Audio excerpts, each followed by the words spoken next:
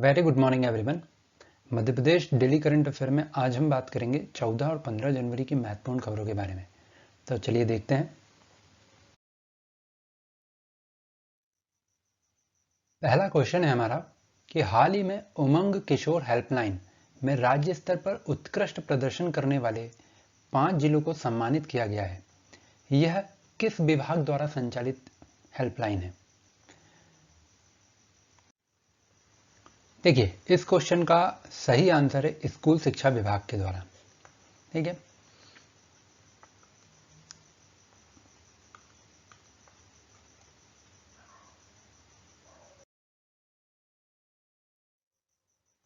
अब जानते हैं इससे जुड़ी कुछ अन्य खबर।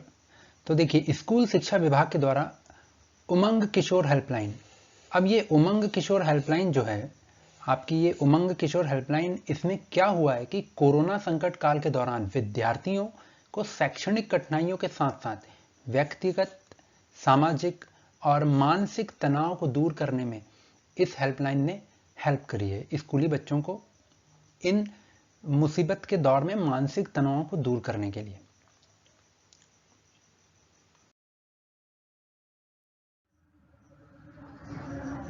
हमारा नेक्स्ट क्वेश्चन है कि किसे वर्ष 2020 के राष्ट्रीय कवि प्रदीप सम्मान से सम्मानित किया गया है? देखिए, इसका सही आंसर जो है वो है शिव ओम अंबर। किसे वर्ष 2020 का कवि प्रदीप सम्मान प्रदान किया गया है? तो वो हैं डॉक्टर शिव ओम अंबर। अब आइए थोड़ा सा कवि प्रदीप सम्मान और शिव ओम अंबर जी के बारे में जान लेते हैं।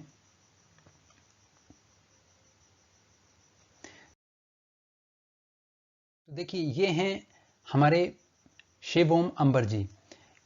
इनका जन्म जो है वो 23 सितंबर 1952 को हुआ है। और कहाँ पर हुआ है? तो फारुखाबाद, उत्तर प्रदेश में।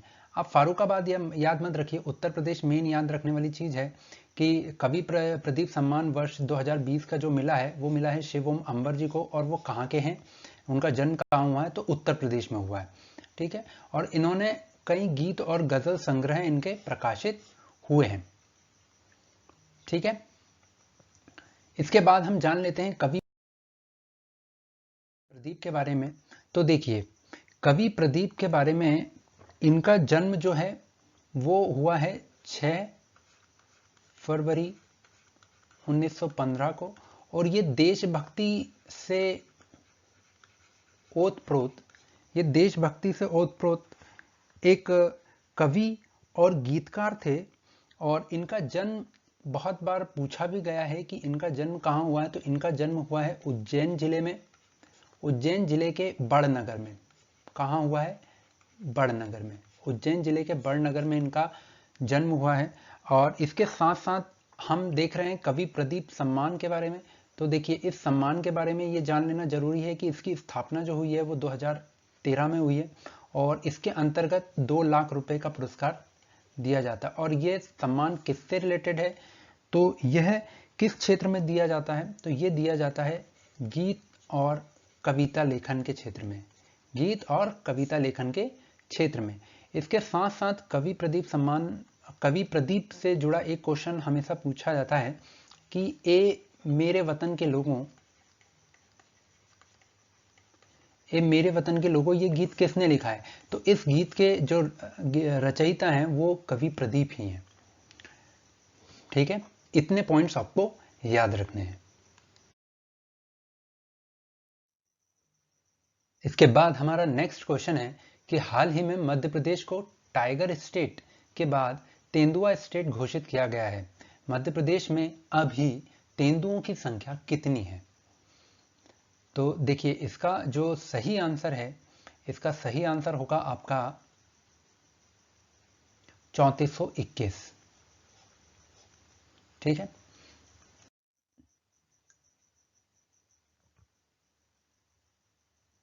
अब देखिए, देश में कुल 12,852 तेंदुओं की संख्या हो चुकी है। और जिनमें से मध्य प्रदेश को, पहले मध्य प्रदेश टाइगर स्टेट भी घोषित हुआ है 2018 में। और तब गणना की गई थी बाघों की, तो उस समय मध्य प्रदेश में 526 बाघ पाए गए थे। और अभी गणना की गई है तेंदुओं की, तो तेंदुओं में 3421 तेंदुए जो हैं वो मध्य प्रदेश में पाए गए हैं और पूरे देश में 12,852। ये संख्या आपको याद रखने की जरूरत नहीं है। हाँ, मध्य प्रदेश वाली संख्या आपको जरूर याद रखना है कि 3421 जो है मध्य प्रदेश में तेंदुए पाए गए हैं। और दूसरा कि मध्य प्रदेश अब टाइगर स्टेट के साथ साथ तेंदुआ स्टेट भी हो चुका है। कौन सा स्टेट हो चुका है मध्य प्रदेश? तो तेंदुआ स्टेट भी हो चुका है। साथ ही साथ आपको यह भी ध्यान रखना है कि वड़वा में महाशीर संरक्षण, महाशीर जो है वो आपकी राज्य मछली है, राज्य मछली घोषित की गई है ये। तो महाशीर संरक्षण योजना कहाँ लागू की गई है? वड़वा में। ये बहुत इंपॉर्टेंट है, ये आपको याद होना चाहिए कि महाशीर संरक्षण योजना कहाँ लागू की गई है? वड़वा में। आइए इसके बाद देखते हैं आज का हमारा स्टैटिक जीके क्वेश्चन क्या है। तो देखिए आज का स्टैटिक जीके क्वेश्चन है कि खरमोर पक्षी, खरमोर पक्षी यहाँ पिक्चर में दिख रहा है, ये खरमोर पक्षी है आपका। खरमोर पक्षी के संरक्षण के लिए सैलाना अभ्यारण्य किस जिले में स्थित है? इसका सही आंसर है कि ये रतलाम जिले में स्थित है। अब ये स्टैटिक जीके क्वेश्चन एक्चुअल में करंट से ही जुड़ा हुआ है कि हुआ क्या है, अभी हाल ही में सैलाना अभ्यारण्य की सीमा से 10 किलोमीटर दूर एक एक्सप्रेस वे गुजरा है। कौन सा express way? Delhi Mumbai express way. Delhi Mumbai express way का हाईवे नंबर NH 148N, ये नंबर आपको याद रखना है, NH 148N।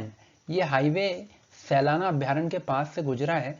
तो वहाँ जो आपका वन्य प्राणी बोर्ड जो है उसने स्वीकृति दी है इस 8 लेन निर्माण के लिए, और बिना कोई कॉम्प्रोमाइज के कि वहाँ पर कोई क्षति होगी इस सैलाना अभ्यारण्य को। तो आपको ये याद रखना है कि सैलाना अभ्यारण्य के पास से कौन सा नेशनल हाईवे गुजर रहा है? तो ये है 148N। तो 2 पॉइंट आपको याद रखने हैं। एक, खरमोर पक्षी के संरक्षण के लिए कौन सा अभ्यारण्य है? तो वो है सैलाना अभ्यारण्य। और सैलाना अभ्यारण्य के पास से कौन सा एक्सप्रेसवे गुजर रहा है? दिल्ली मुंबई एक्सप्रेसवे। कौन सा एक्सप्रेसवे? दिल्ली मुंबई एक्सप्रेसवे वहां से निकल रहा है। और नेशनल हाईवे उसका नंबर क्या है? 148N। साथ ही साथ आप कमेंट करके बताइए मुझे कि खरमोर पक्षी के संरक्षण के लिए एक और अभ्यारण्य जो है मध्य प्रदेश में, उसका नाम क्या है। तो आज का सेशन यहीं खत्म करते हैं। Thank you.